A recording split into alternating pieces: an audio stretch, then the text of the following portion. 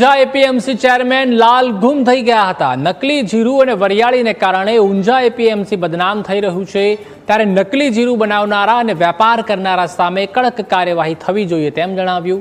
થોડાક લોકોના કારણે ઊંઝા એપીએમસીની વર્ષો જૂની પ્રતિષ્ઠા દાવ પર લાગી ગઈ છે, ત્યારે આવા તત્વોને કોઈ પણ સંજોગોમાં બક્ષવામાં ન આવે।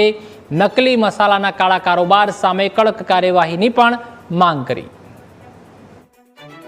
ડુપ્લિકેટ જીરું કે પછી કોઈ પણ ખાદ્ય વસ્તુમાં એડલ્ટ્રેશન કે મિલાવટ કરી વેચવું એ ખરેખર ખૂબ જ ગંભીર બાબત છે અને ક્યાંય ને ક્યાંય કેટલાક એવા તત્વો દ્વારા લેભાગુ તત્વો દ્વારા ઊંઝાના નામને બદનામ કરવા માટે થઈ અને જીરુમાં ડુપ્લિકેટ જીરું ભેળવતા હોય છે કે વરિયાળી જે હલકી વરિયાળી હોય એ હલકી વરિયાળીના ઉપર કલર ચડાવી અને વેચવાનું ક્યાંક ને ક્યાંક પકડાતું હોય છે।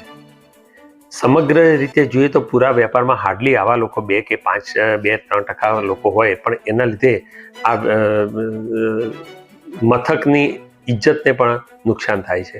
એ લોકોને પકડી અને જે પ્રોડક્શન કરતા નહીં, વેપાર કરતા લોકોને પણ પકડી અને એમને પણ કાયદાની ભાષામાં ક્યાંય ને ક્યાંય સજા થવી જોઈએ અને એમને ખુલ્લા પાડવા જોઈએ। બાકી એપીએમસીને આમાં ક્યાંય ઇન્વોલ્વમેન્ટ કે ક્યાંય એપીએમસીના ધ્યાનમાં આવે તો તરત જ એ વેપારીનું લાયસન્સ પણ સ્થગિત કરવામાં આવે।